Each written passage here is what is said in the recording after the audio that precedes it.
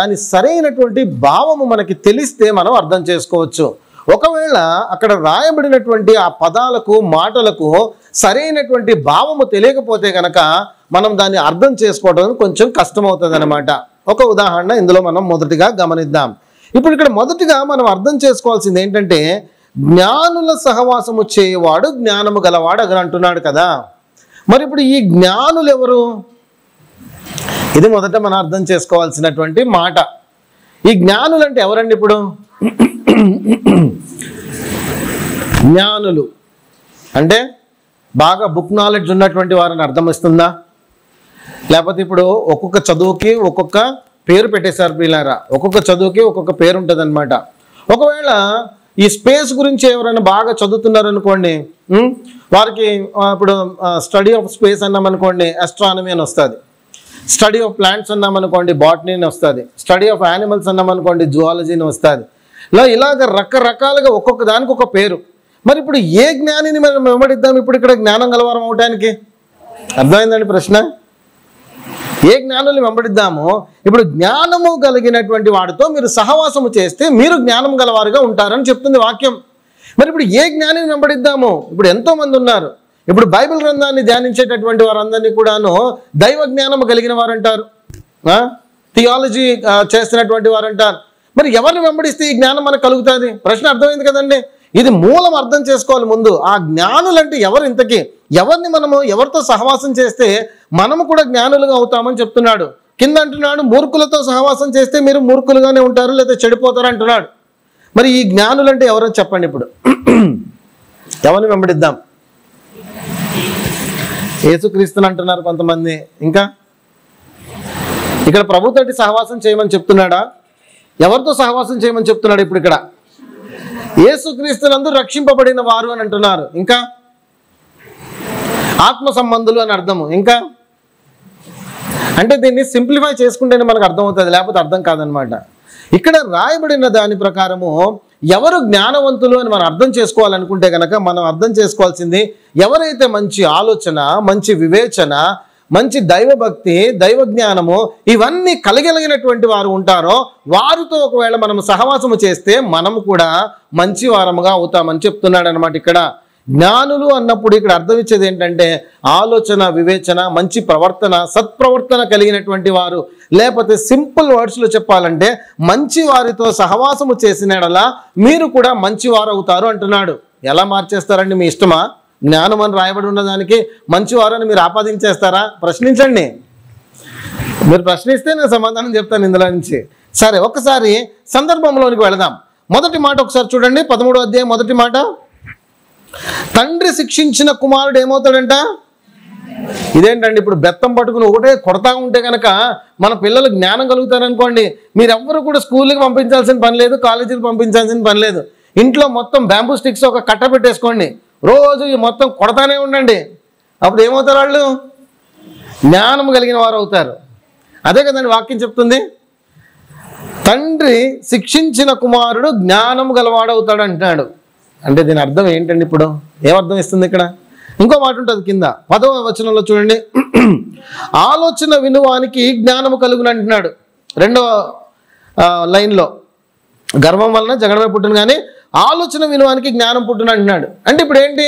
మీరందరూ మీ పిల్లల్ని కూర్చోబెట్టేసి కేవలం మంచి ఆలోచన మాత్రమే చెప్పండి, జ్ఞానం వచ్చేస్తుంది వాళ్ళందరికీ కూడా.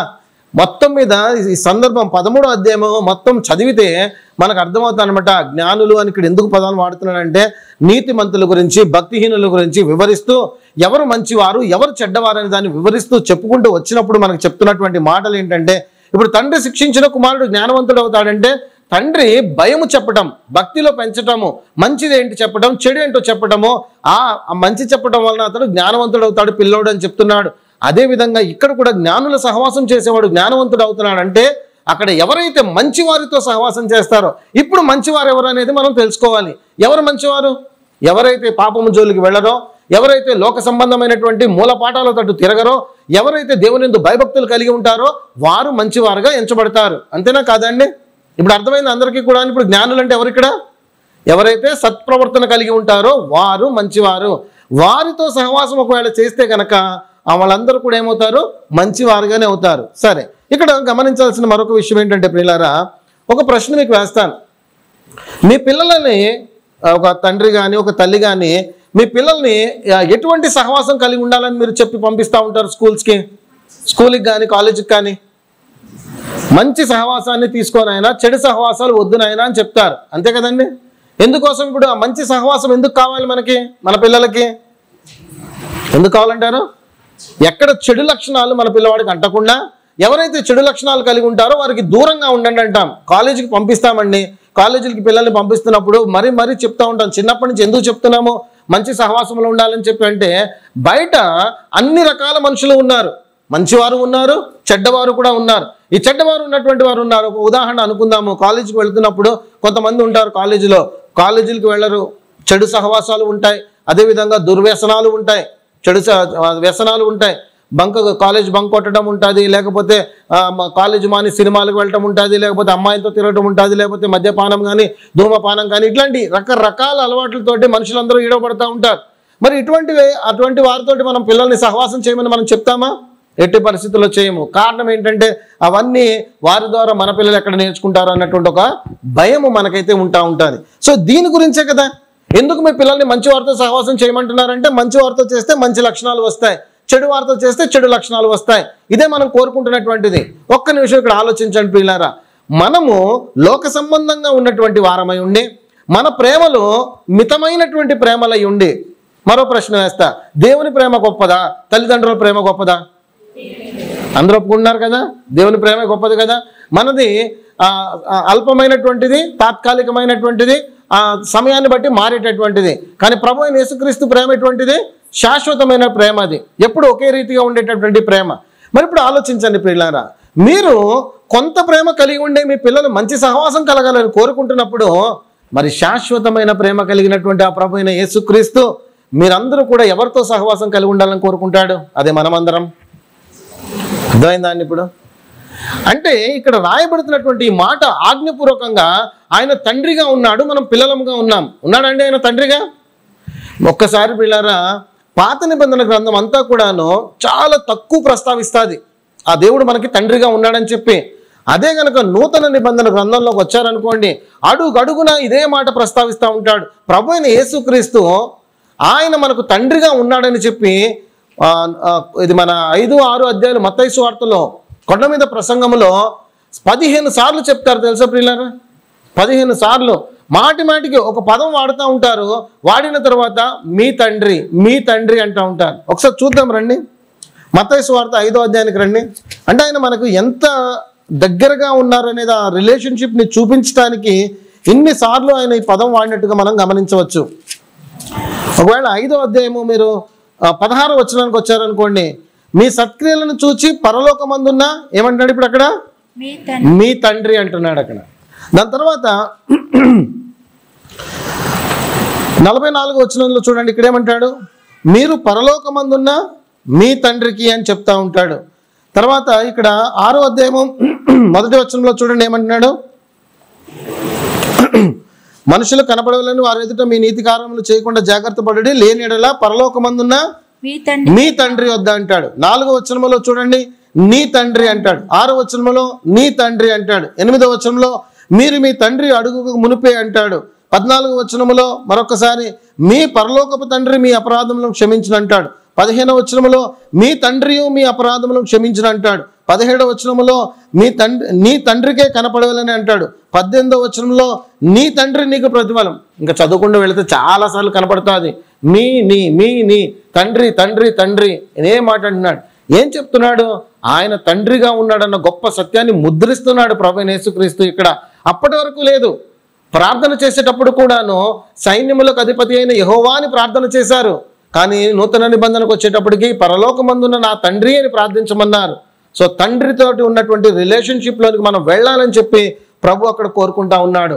మొత్తానికి మనకు అర్థమైపోయిన విషయం ఏంటంటే, ఆ గొప్ప తండ్రి ఎవరైతే ఉన్నారో ఆ తండ్రి మనం అందరం పిల్లలుగా ఉన్నాం కదా, మనకి చెప్తున్నటువంటి ఒక మాట ఏంటంటే, ఈ రోజున మీరందరూ కూడా మంచి వారితోటి సహవాసం చేయండి అంటున్నాడు. మీ పిల్లలు మీ మాట వినలేదనుకోండి, మీరేం చేస్తారు? రోజు చెప్తున్నారు, రే స్కూల్కి వెళ్తున్నావు, కాలేజీకి వెళ్తున్నావు, జాగ్రత్త, మంచి వారితోనే ఉండు, చెడ్డవారి జోలికి వెళ్ళకు, వారితో సహవాసం చేయకు, రోజు చెప్తున్నారు. అయినా సరే చెడ్డవారితోనే సహవాసం చేస్తున్నాడు అనుకోండి, మీరు ఏం చేస్తారు చెప్పాలి. చెప్పండి పిల్లలు, ఏం చేస్తారు మీరు? ఎంతమంది తల్లిదండ్రులు ఉన్నారు ఇక్కడ? ఎంతమంది పిల్లల్ని చూస్తున్నారు? ఏం చేస్తున్నారు మీరు? ఏమంటారు? మా నాయనే మళ్ళీ మంచోడు రా బాబు, మంచి చేసావు నాయన, ఇంకా వెళ్ళు, ఇంకా చెడ్డోళ్ళతో మంచిగా ఉండు నాయన అది చెప్తున్నారా?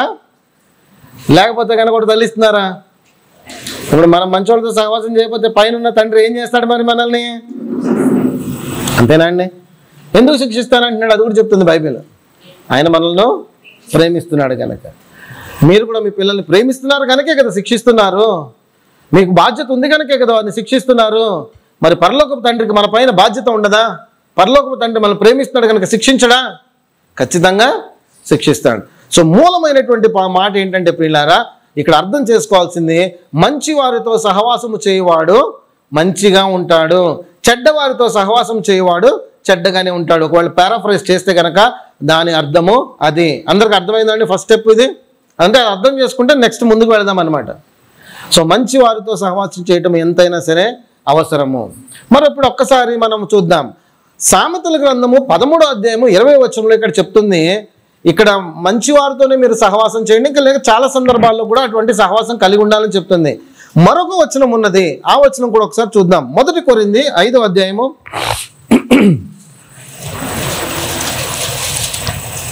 1 కొరింథీ 5వ అధ్యాయము 9వ వచనం దగ్గరికి రండి ఒక్కసారి. ఈ కాంటెక్స్ట్ కూడా ఒకసారి చదివేసుకుందాం, దీన్ని అర్థం చేసుకోవడానికి ప్రయత్నం చేద్దాం. జారులతో సాంగత్యం చేయవద్దని నా పత్రికలో మీకు రాసి ఉంటిని, అయితే ఈ లోకపు జారులతోనైనను లోబులతోనైనను. అర్థమవుతుందండి అందరికీ? జారులతో సాంగత్యం చేయొద్దని నా పత్రికలో రాశాను కదా. అయితే ఈ లోకపు జారులతోనైనను లోబులతోనైనను దోచుకుని వారితోనైనను విగ్రహారాధికులతోనైనను ఏ మాత్రము సాంగత్యము చేయవద్దని కాదు.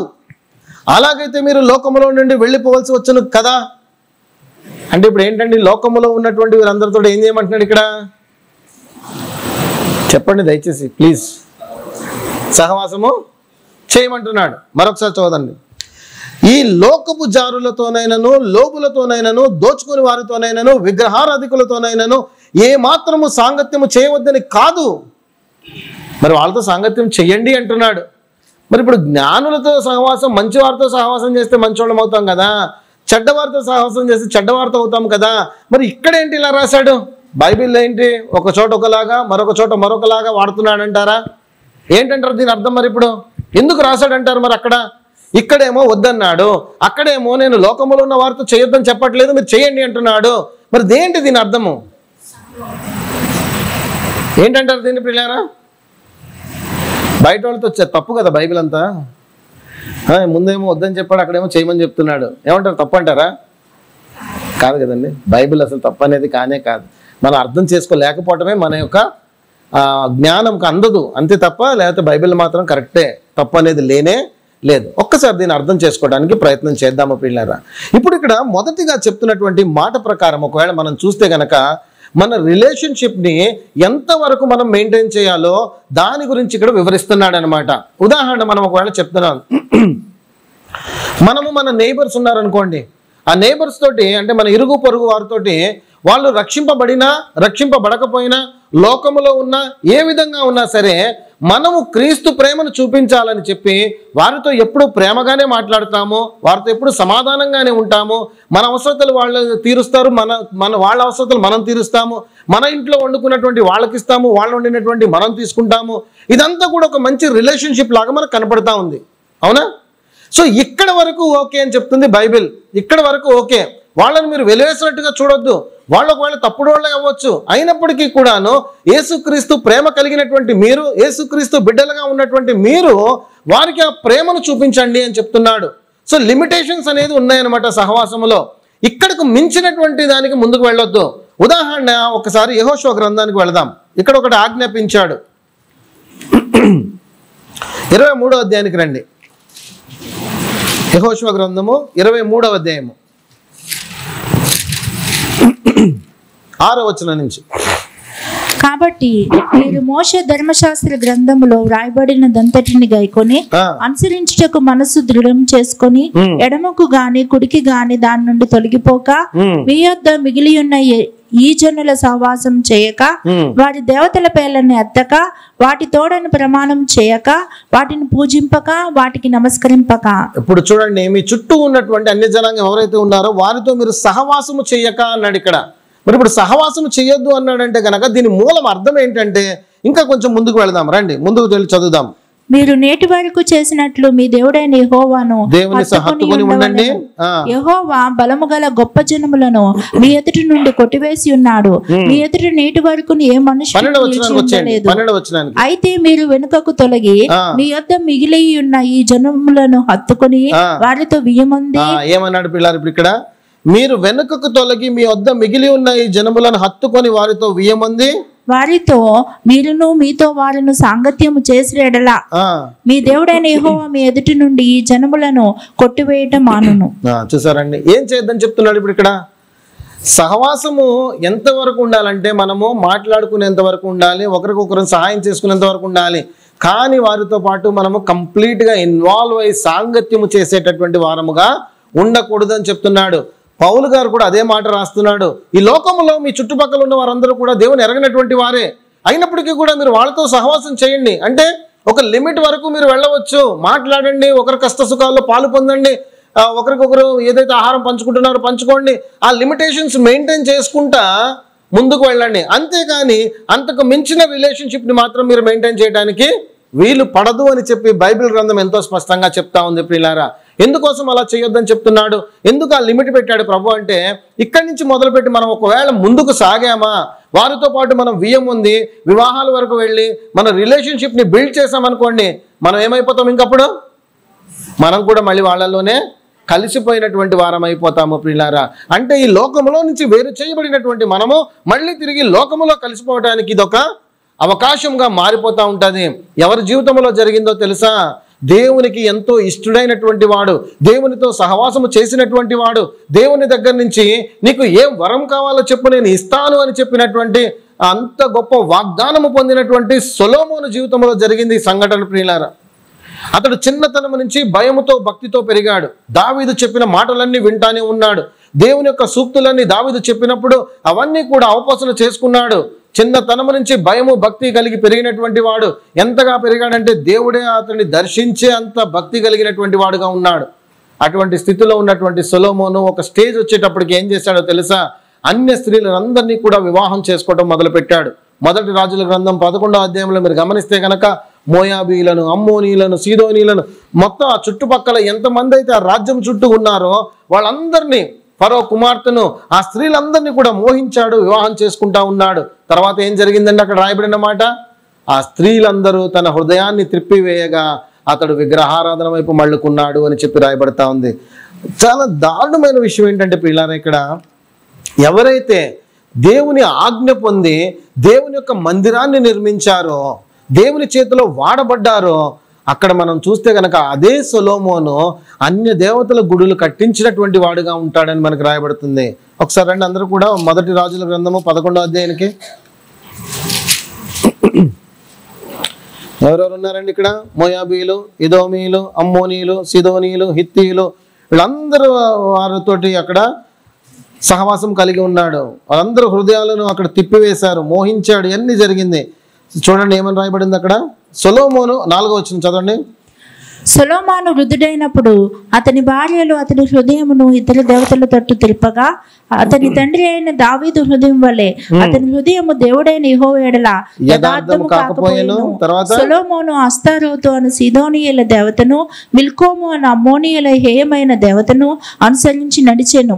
ఈ ప్రకారము సొలొమోను యెహోవా దృష్టికి చెడు నడత నడిచి తన తండ్రి అయిన దావీదు అనుసరించినట్లు యథార్థ హృదయముతో యెహోవాను అనుసరింపలేదు. 7వ వచనం కూడా చూడండి. సొలొమోను కెమోషు అను మోయాబీల హేయమైన దేవతలకు, మోలేకు అను అమ్మోనీయుల హేయమైన దేవతలకు యెరూషలేము ఎదుటనున్న కొండ మీద బలిపీఠములను కట్టించెను. కానీ ఎంత పతనాస్థితికి వెళ్ళిపోయాడు అర్థమవుతుందా? ఒకటే కదా, చిన్నది ఏం తప్పు చేశాడు?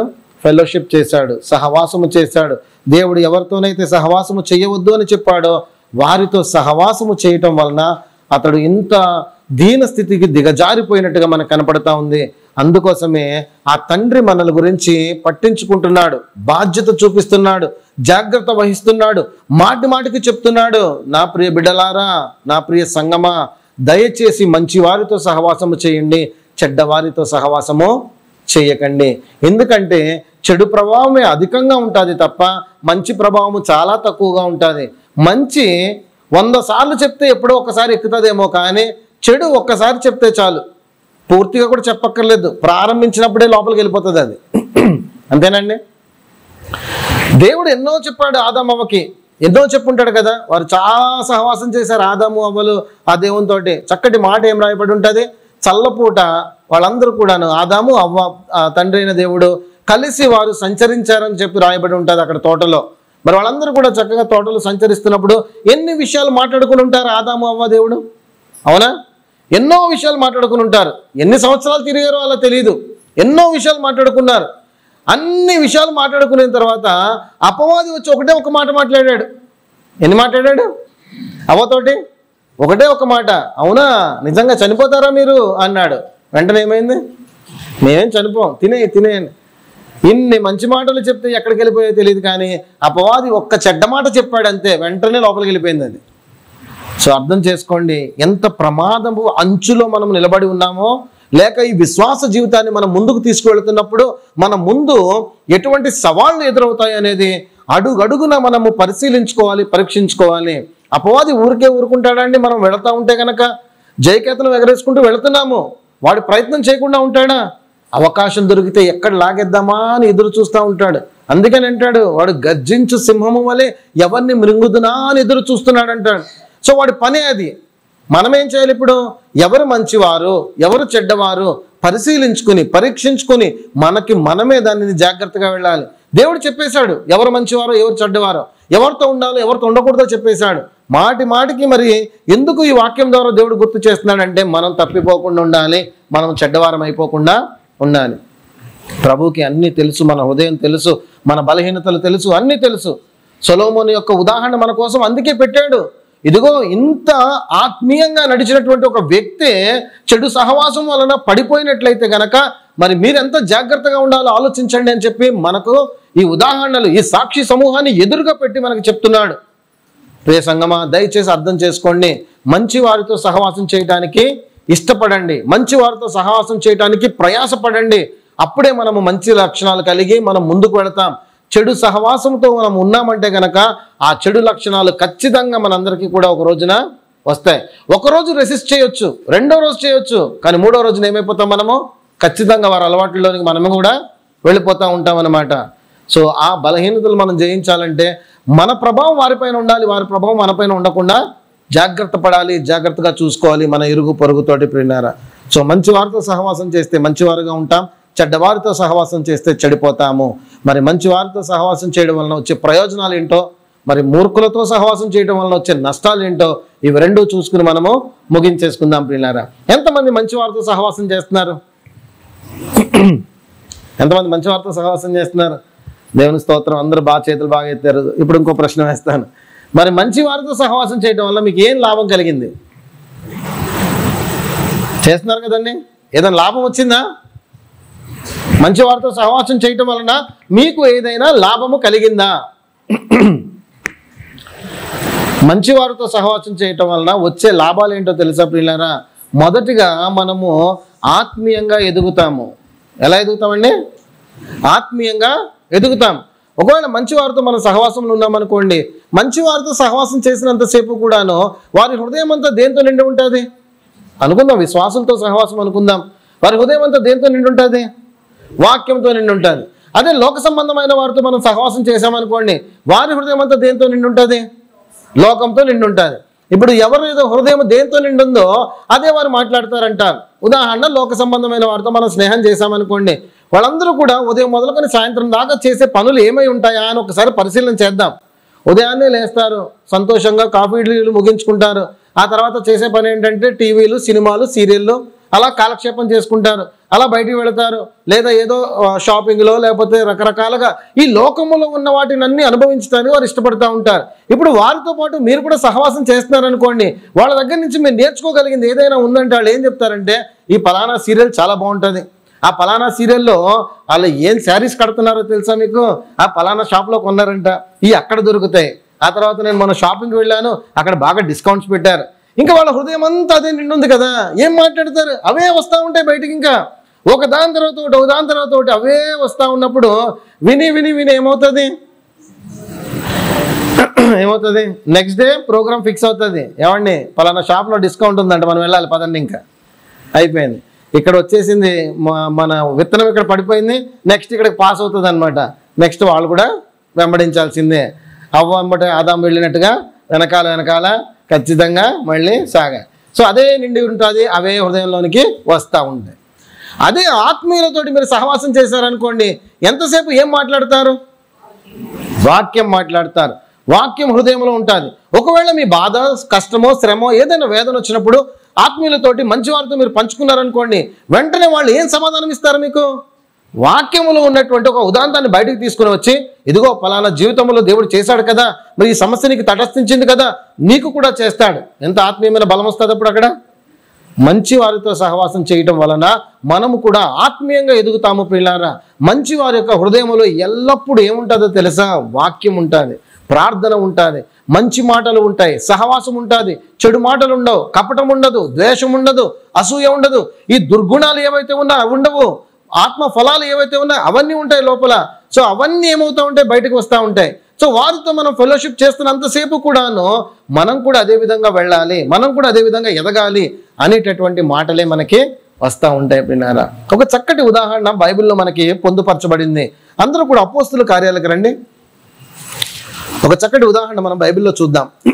అపోస్తుల కార్యంలో 18వ అధ్యాయం.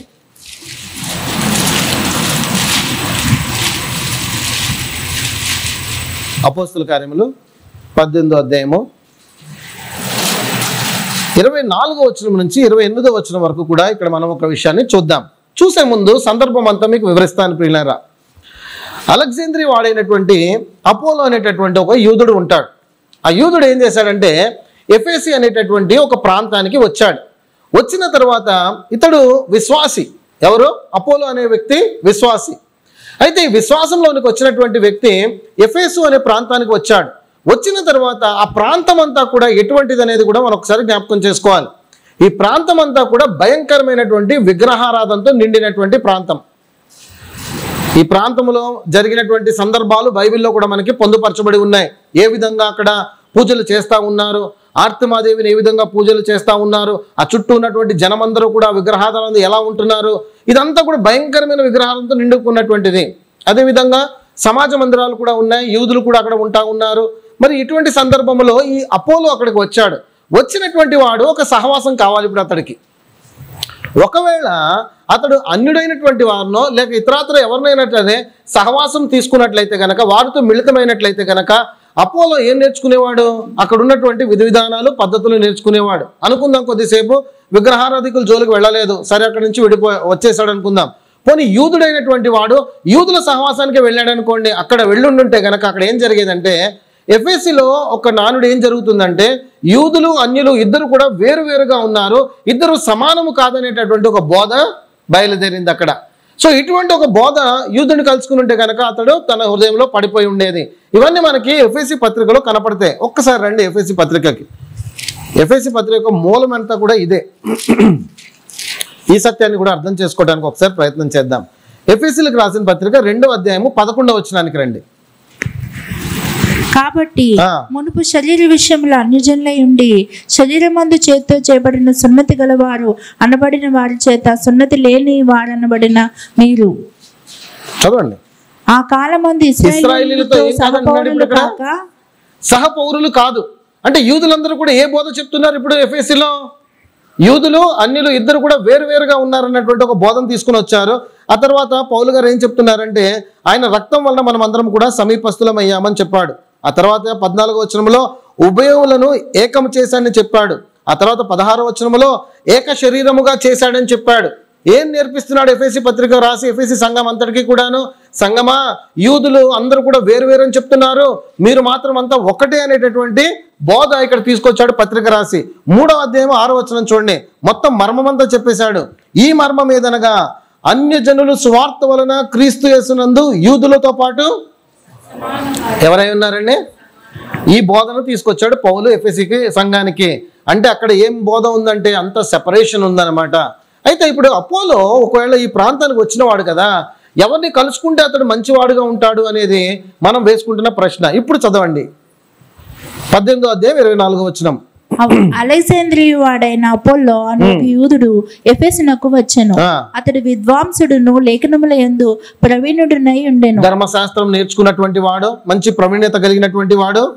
అతడు ప్రభు మార్గం విషయమై ఉపదేశం పొంది తన ఆత్మ యందు తీవ్రపడి యోహాను బాప్తిసం మాత్రమే తెలుసుకున్న వాడినైనను యేసును గూర్చిన సంగతులు వివరంగా చెప్పి బోధించుచు సమాజ మందిరంలో ధైర్యంగా మాట్లాడని ఆరంభించాడు. అతనికి అరాకొర తెలుసు, పూర్తిగా తెలియదు. ధర్మశాస్త్రం అంతా తెలుసు, కానీ యేసుక్రీస్తును గురించినటువంటి విషయాలు తెలియదు. కారణం ఏంటంటే ధర్మశాస్త్రం అయితే రాయబడి ఉన్నది, ఆ గ్రంథం అయితే అతడి దగ్గర ఉంది, కానీ మరి ప్రభు అయిన యేసుక్రీస్తు విషయాలు మనకి ఈ రోజున అందుబాటులో ఉన్నాయి. అంటే మొదటి తరము ఎవరైతే ఉన్నారో వాళ్ళకి ఈ లేఖనాలన్నీ కూడా అందుబాటులో లేవు. తర్వాత వాళ్ళందరూ కూడా రాసినందువల్ల మనకు అందాయి. సో అప్పుడు అపోలో ఉన్న సమయానికి ఈ పత్రికలు కానీ సువార్తలు కానీ అందుబాటులో లేవు కనుక యేసుక్రీస్తును గురించిన విషయాలు అతడు పరిపూర్ణంగా తెలుసుకోవడానికి అవకాశం లేకపోయింది. అటువంటి పరిస్థితిలో అతడు ఎఫెసులోనికి వచ్చాడు. వచ్చినటువంటి వాడు సమాజ మందిరంలోకి వెళుతున్నాడు, యేసుక్రీస్తును గురించిన కొన్ని విషయాలు అయితే చెప్తున్నాడు. యేసుక్రీస్తు యోహాను వలన బాప్తిజం పొందాడని చెప్తున్నాడు. ఇలా కొన్ని విషయాలు చెప్తూ ముందుకు సాగుతున్నాడు. అప్పుడు ఎవరితో కలుసుకున్నాడు చూడండి, ఇక్కడ ప్రిస్కిల్లా అకులయు విని అతన్ని చేర్చుకుని దేవుని మార్గము మరి పూర్తిగా అతనికి మంచి సహవాసం దొరికిందండి. ఇప్పుడు అకుల ప్రిస్కిల్లా యొక్క సహవాసం వారికి దొరికింది. అకుల ప్రిస్కిల్లా తోటి అతడు సాంగత్యం చేయడం మొదలుపెట్టాడు, సహవాసంలో ఫెలోషిప్ చేయడం మొదలుపెట్టాడు. ఫెలోషిప్ చేసిన తర్వాత ఇప్పుడు అకుల ప్రిస్కిల్లా ఒక హృదయం అంతా కూడా ఏం నిండిపోయి ఉంది? వాక్యముతోటి, యేసుక్రీస్తుతోటి, వాటితోటి. ఇప్పుడు వారు అపోలోతోటి ఏం పంచుకున్నారు? యేసుక్రీస్తును గురించినటువంటి పరిపూర్ణమైనటువంటి విషయాలన్నీ కూడాను వారు పంచుకోవడం జరిగింది. ఇంతకీ వీరికి ఇవన్నీ కూడా ఎక్కడి నుంచి వచ్చాయంటే మునుపు 18వ అధ్యాయంలోకి వెళితే గనక అక్కడ మనం చూస్తే గనక పౌలు ఏథెన్స్ మొదటి వచ్చిన 18 మొదట్లో పౌలు ఏథెన్స్ నుండి బయలుదేరి కొరింథీకి వచ్చాడు. వచ్చినప్పుడు అక్కడ ఎవరున్నారు? ప్రిస్కిల్లా అకుల వాళ్ళు అక్కడ కొరింథీలో ఉన్నటువంటి సమయం అనమాట అది. తర్వాత వీళ్ళందరూ కలిసి ఎఫెసుకు వస్తారు మీరు 19లో చూస్తే గనక. అయితే ఇక్కడ చూస్తే పౌలు ద్వారా అకుల ప్రిస్కిల్లాలు అనేకమైన విషయాలు నేర్చుకున్నారు. అంటే ఒక మంచి సహవాసము ఆత్మీయ ఎదుగుదలకి ఇక్కడ తోడ్పడినట్టుగా మనం ఉదాహరణగా తీసుకోవచ్చు. పౌలు నుంచి అకుల ప్రిస్కిల్లాలు నేర్చుకున్నారు. అకుల ప్రిస్కిల్లా నుంచి ఎవరు నేర్చుకున్నారు? ఇప్పుడు అపోలో నేర్చుకున్నాడు. పిల్లరా, ఒక మంచి వారితో సహవాసము చేయటం వలన మంచి విషయాలను మనం నేర్చుకుంటాం. ఇప్పుడు అపోలో ఒక్కడే తన హృదయంలో వాటిని పదిలపరుచుకుని ఉంచుకున్నాడంటారా? లేదండి. నెక్స్ట్ అతను ముందుకు వెళ్ళాడు. అక్కడి నుంచి వెళ్ళి అనేకులకు ఈ సత్యాన్ని తెలియపరుస్తూ ఉన్నాడు. అనేకులను ఆ సహవాసంలోనికి పిలుస్తూ ఉన్నాడు. మంచి వారితో సహవాసము చేయటం వలన ఒక మంచి ఆత్మీయ ఎదుగుదల మనకి లభిస్తుంది. అంటే ఇదేంటంటే మాటి మాటికి ఒకరికి ఒకరము మనం మాట్లాడుకుంటూ దేవుని విషయాలు మాట్లాడుకుంటే కనుక సంఘం ఏమైపోతుంది? అప్పుడు క్షేమాభివృద్ధి నొందుతుంది పిల్లారా, ఫలించే స్థితిలోనికి వెళ్ళిపోతుంది అనమాట. అందుకోసమే బైబిల్లో ఆ తండ్రి మాటి మాటికి మనకు చెప్తున్నాడు. కేవలం మనం చదువుకున్న ఒక లేఖనమే అనుకుంటున్నారా? సామెతల గ్రంథంలో ఎన్ని మార్లు అంటాడో తెలుసా? నా పిల్లలారా, మీరు దయచేసి ఈ ఏమంటాడు, కోపచిత్తునితో సహవాసం చేయొద్దంటాడు, త్రాగుబోతులతోటి సహవాసం చేయొద్దంటాడు, తిరుగుబోతుల జోలికి వెళ్ళొద్దంటాడు. సో ఇలా వారితోటి సహవాసం చేయొద్దు ఎన్నోసార్లు హెచ్చరిస్తూ ఉన్నాడు. కారణం ఏంటంటే మనం కూడా అటువంటి పరిస్థితులకి దిగజారిపోతామని. సో ఫస్ట్ పాయింట్ ఏంటంటే పిన్నారా, మంచి వారితో సహవాసం మన ఆత్మీయ ఎదుగుదలకి తోడ్పడుతూ ఉంటుంది. మనందరికీ ఆత్మీయంగా ఎదగాలని ఆశ కదండి, ప్రతిరోజు దేవునితో అంటుకట్టబడాలని ఆశ కదా. మరి అలా ఉండాలంటే కనుక మన ఫెలోషిప్ సరైనటువంటిదిగా ఉండాలని మనం తెలుసుకోవాలి. రెండవది మనం చూస్తే కనుక ఒక మంచి సహవాసము మనలను ఒక మంచి నడవడిక నేర్పిస్తుంది పిన్నారా. చెడు లక్షణాలు, దుర్గుణాలు ఏవైతే ఉన్నాయో అవి తొలగించుకోవడానికి అవకాశం వస్తుంది. ఒక బలహీనత చేత ఇడవబడుతున్న ఒక వ్యక్తి ఉన్నాడు అనుకుందాం, ఉదాహరణ చెప్తున్నాను. ఒక బలహీనత చేత ఏదైనా ఒక బలహీనత తీసుకోండి. మాటి మాటికి ఒకవేళ బూతు మాటలు మాట్లాడేటటువంటి ఒక అలవాటు ఉందనుకుందాం నోటి ద్వారా ఎవరైనా ఒక వ్యక్తికి. అయితే ఆ వ్యక్తి మామూలుగా మాట్లాడుతున్నటువంటి సమయాలలో ఊతపదంలాగా ఆ బూతులు వచ్చేస్తూ ఉంటాయి బయటికి. ఒక మంచి సహవాసములో కట్టబడిన తర్వాత